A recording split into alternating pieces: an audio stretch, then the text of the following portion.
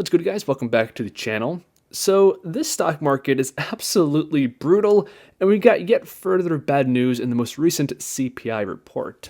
So inflation barreled ahead at 8.3% in April from a year ago, remaining near 40-year highs. The consumer price index accelerated 8.3% in April, more than the 8.1% estimate and near the highest level in more than 40 years. Now, this report wasn't awful. Inflation is beginning to inflect downwards slightly, but it could have been a lot better than 8.3%. And that's why so far today, the S&P 500 is down 0.7 and the NASDAQ another 2%.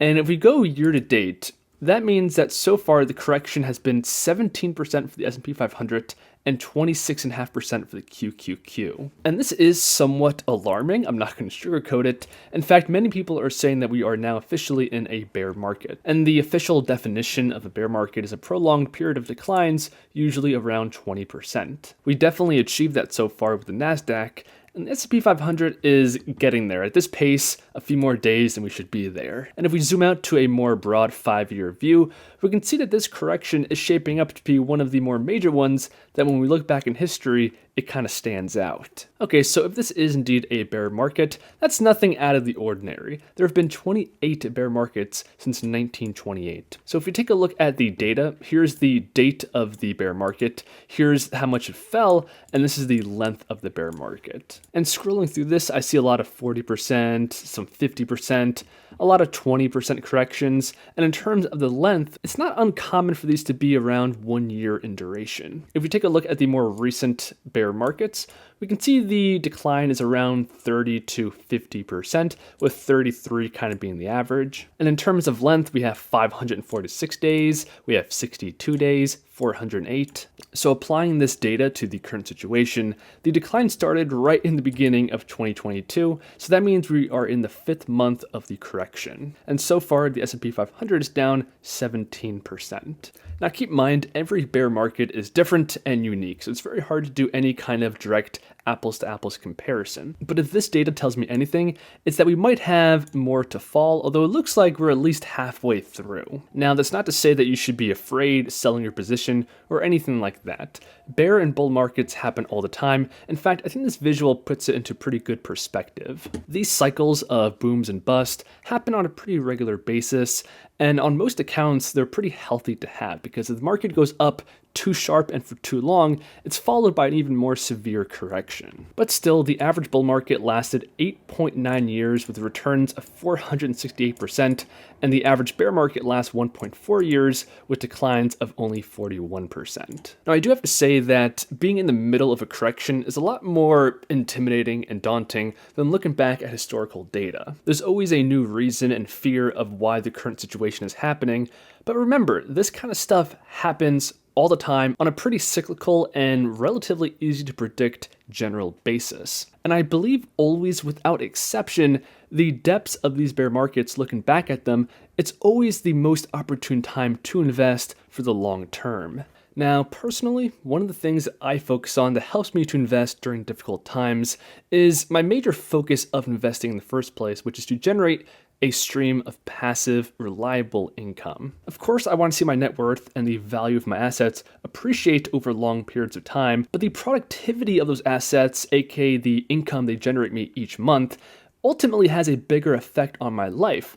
And luckily, these are a lot more reliable than the asset valuations. In fact, to prove this, we can look at some simple data. So this is the S&P 500 dividend growth rate from 1968 to 2018, inflation adjusted. Now, of course, it does fluctuate based off of what the market is doing, but take a look at the y-axis here and the amount of variation we're talking about. Now, if I scroll down to the next graphic, this is the S&P 500 change in price from the same time period, inflation adjusted. And we can see just how much more violent this price action is, especially once you consider the values on the y-axis. And if you want more data on this topic, I'll leave this whole article linked down below. It's a very awesome read on the topic. But on top of being more reliable than the price action of investments, dividends also help to smoothen out the return of investments over time. And I can illustrate that with this simple graph.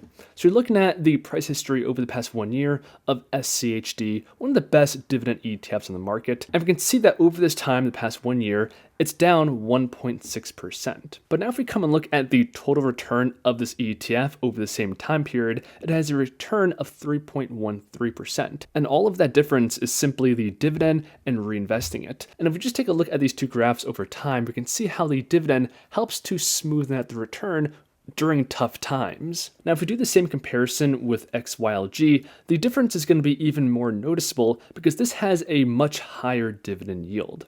So over the past 1 year, the price action is down 7.2%, but the total return over the same time period is positive 0.51%. And that right there is a major reason why I love dividend investing. It's very motivational, especially during tough times. It's proven itself to be a very resilient strategy.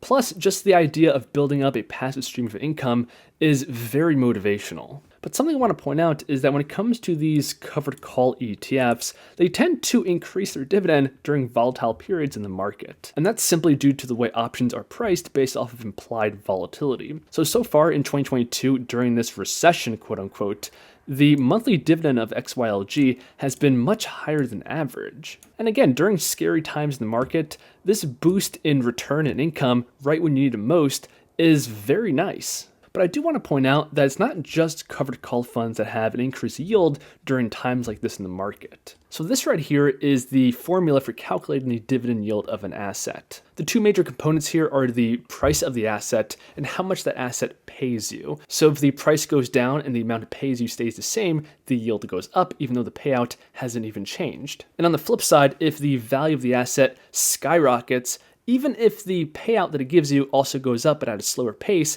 the yield goes down.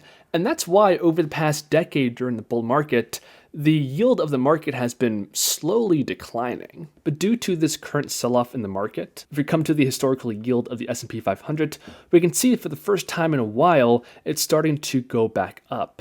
Now, historically speaking, if you go way back in time, 1.5% is still extremely low, but at least now it's heading in the right direction. Now, to finish off the video, I want to go over the current valuation of the stock market, and I found this really awesome tool to do so that collects a few different models, and I'll leave the website link down below. So the indicators they have are the yield curve, the Buffett indicator, the PE ratio, interest rates, margin debt in the stock market, which is very interesting, and mean reversion.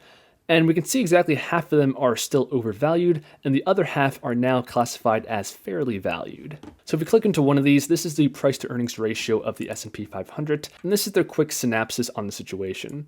So the current S&P 500 10-year P ratio is 32. This is still 59% above the modern era market average of 19.6, putting the current PE at 1.5 standard deviations above the modern era average. And visually, this is what it looks like, and it was updated May 5th, so it's a little bit outdated. So based off of this data, it's very possible that the bear market can continue. And if you recall back to the data I showed in the beginning of the video, the average bear market is roughly 1 year in length, and so far we are in month 5 of this correction. But remember, bear markets are part of investing. They happen all the time, and historically, when you look back at it, these are always the best buying opportunities. But that's gonna be it for the video. Hope you guys enjoyed. If you did and you're still watching, I appreciate a like on the video. Go ahead and subscribe, and I'll see you guys in the next one.